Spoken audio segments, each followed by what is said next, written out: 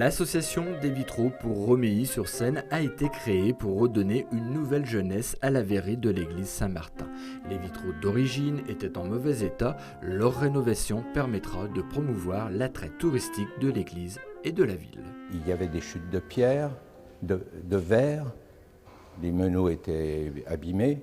Donc un jour, j'ai décidé d'aller voir le maire de Romilly, M. Éric Villemain, et on a visité l'église ensemble et il s'est rendu compte de la situation. Donc je lui ai posé la question, plutôt que de faire des réparations qui étaient souvent hâtives et mal faites, pourquoi ne pas créer un projet et embellir l'église et puis en même temps faire un bel objet culturel et touristique pour la ville de Romilly. Voilà comment c'est parti. Donc le maire m'a encouragé.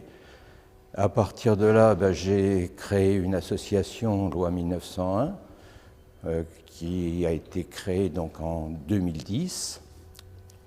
Beaucoup de démarches administratives, bien sûr, et puis en particulier l'habilitation des services fiscaux pour pouvoir lancer une souscription, parce qu'en tant qu'association, on ne pouvait pas avoir de subvention du Conseil général et les critères du Conseil régional nous empêchaient d'avoir aussi des subventions.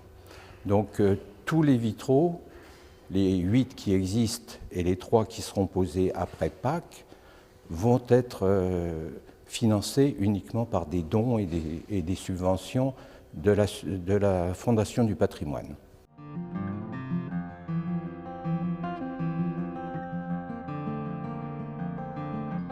Donc on a lancé une souscription. À l'époque, les gens me traitaient un petit peu de fou.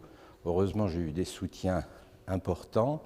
Et donc, grâce à des dons de particuliers, pas mal de particuliers, d'entreprises aussi, Club Service, le Rotary par exemple, on a pu mettre sur pied donc, le financement de ces vitraux.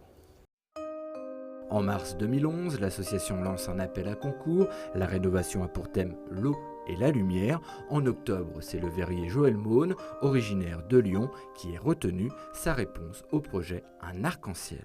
D'abord, en fait, c'est une recherche personnelle, si vous voulez, de la manière de réaliser des vitraux, c'est-à-dire une structure de dessin assez simple.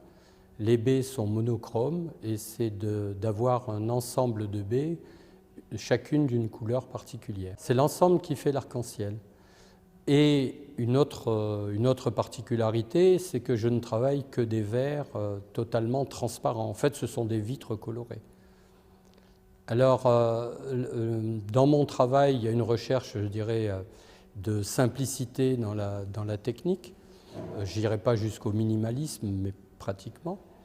Et pour ce qui est de la couleur, c'est justement d'associer toute la gamme, le spectre coloré, afin de recréer la lumière blanche dans l'église. Même si le travail de ce verrier se veut moderne, Joël Maunes a gardé l'esprit de l'église. La simplicité, la pureté peuvent amener, comme il le dit, à l'apaisement. Après, adapter mes vitraux aux demandes des thèmes iconographiques exigés par l'association, je dirais que c'était pas facile pour moi, mais c'était au contraire quelque chose qui m'intéressait, on va dire, de relever le défi qui n'était pas si important, mais qui pour moi est intéressant parce que c'est vrai que les vitraux ont une influence importante sur les gens qui rentrent dans l'église. Et l'idée, comme je dis, c'était de créer des vitraux simples, clairs et apaisants, je ne sais pas si on veut dire ça comme ça, et qui peuvent interpeller le visiteur et peut-être après l'amener à découvrir autre chose, le symbolisme, etc. Mais dans un premier abord, même s'il y a un travail très complexe, je dis que mes vitraux ne doivent pas sentir la sueur, si vous voulez. Voilà, ça doit paraître quelque chose de très très agréable. Mais c'est vrai que si ça peut aller plus loin que la seule vue de mes vitraux, c'est très bien. Les travaux de cette renaissance ont commencé en 2012 avec la pose de 8 vitraux. En tout, 200 mètres carrés doivent être recréés. La fin du chantier est espérée pour 2017-2018.